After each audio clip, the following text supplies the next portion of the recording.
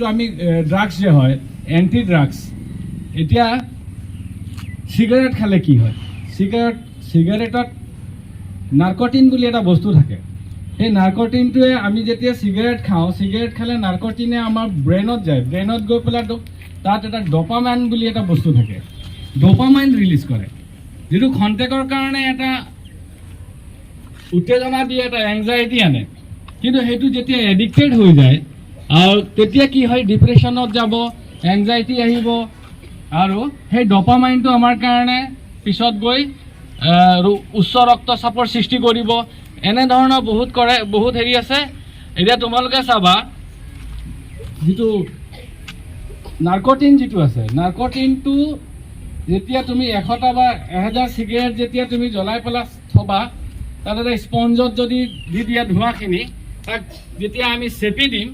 তাৰপৰা তাৰ্কলৰ নিচিনা ওলায় তাৰ্কল যিটো সাংঘাতিক বস্তু এতিয়া নাৰ্কটিনটো কি তোমালোকে জানানে নাৰ্কটিন হৈছে -79 ডিগ্ৰী সেলসিয়াছ ইয়াৰ গলনাংক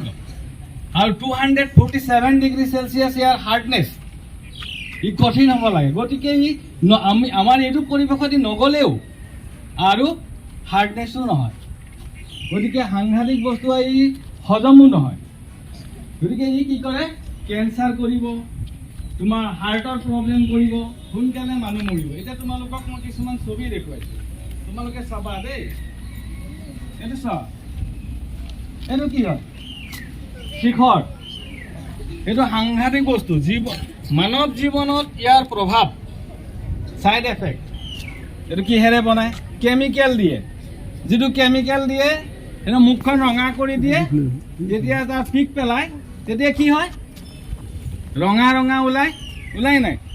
এইটো গৈ পেলাই আমাৰ কি কৰিব মাউথ কেঞ্চাৰ কৰিব মাউথ কেঞ্চাৰ তোমালোকে চোৱা কেনেকুৱা হয় মুখত অপাৰেশ্যন কৰিবলগীয়া হয় মানুহ নাবাচে বাচিলেও সমগ্ৰ জীৱনটো ধ্বংস হৈ যায়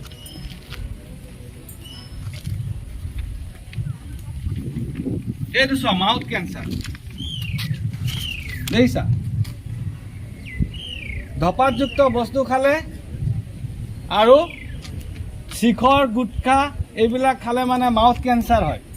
মুখত দাঁতত গোটেই কেঞ্চাৰ হৈ যাব হৈ যোৱাৰ পিছত মানুহ কি হ'বগৈ নিজৰ আওকাল আছেই নিজে মৰিবই নমৰিলেও ঘূণীয়া হ'ব গোটেই পৰিয়ালটো ধ্বংস কৰি পেলাব